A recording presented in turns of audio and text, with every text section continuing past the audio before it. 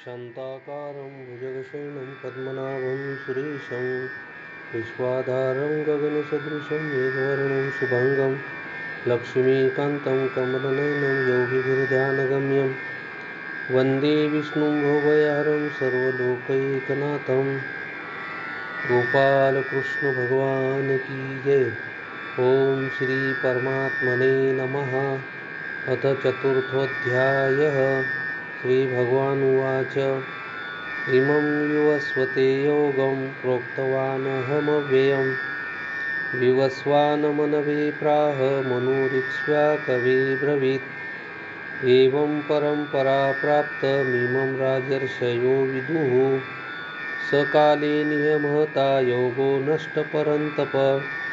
स एवायं मयात्यद्य योगः प्रोक्तपुरातनः भक्तोऽसि मे सखा चेति रहस्यं ह्येतत् उत्तमम्। अर्जुन उवाच अपरं भवतो जन्म परं जन्म विवस्वतः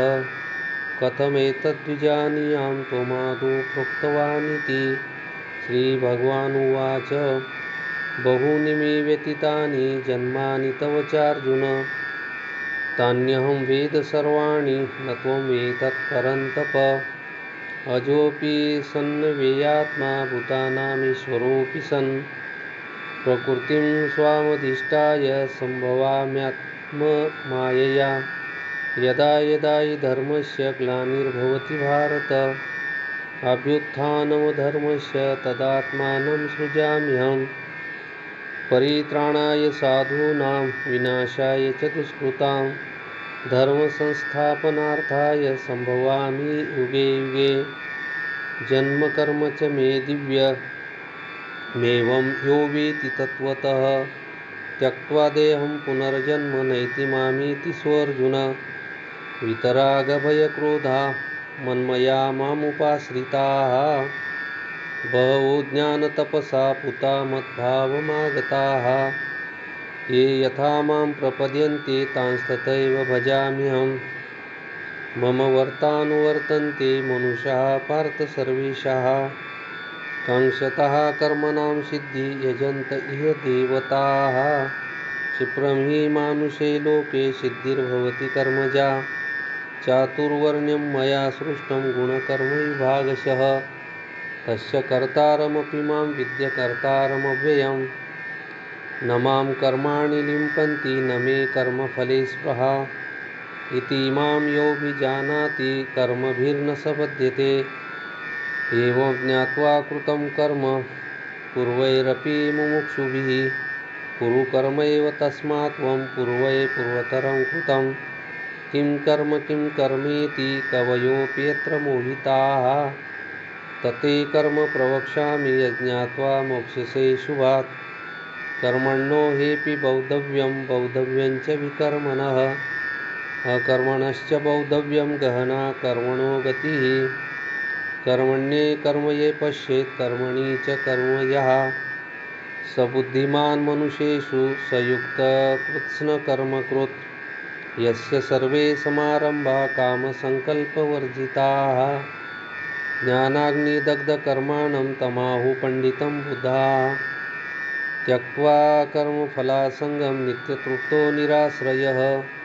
कर्मण्यभिप्रवृत्तोऽपि नैव किञ्चित् करोति सः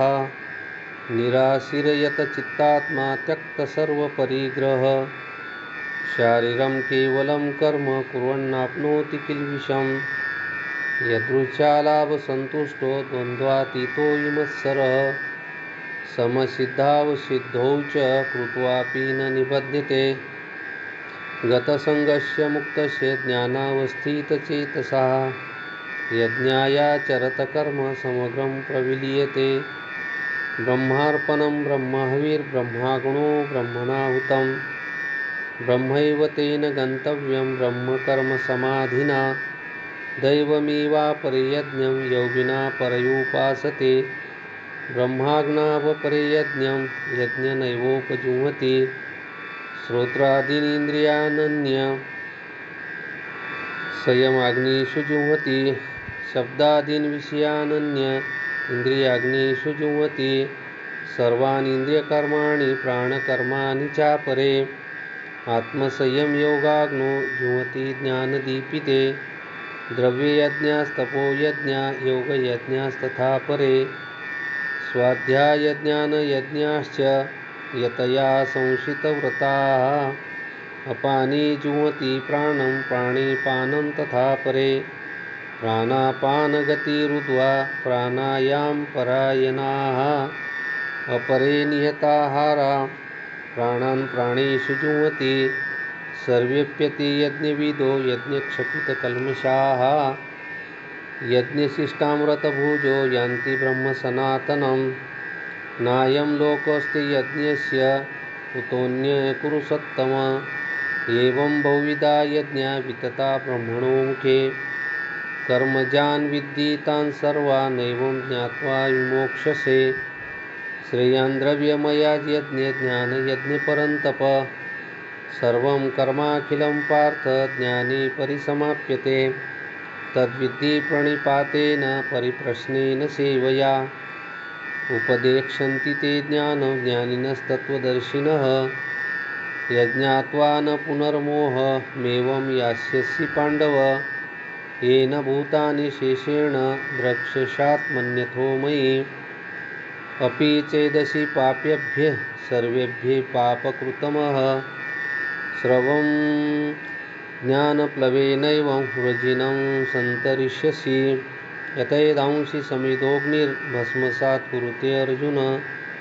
ज्ञानाग्निः सर्वकर्माणि भस्मसात् कुरुते तथा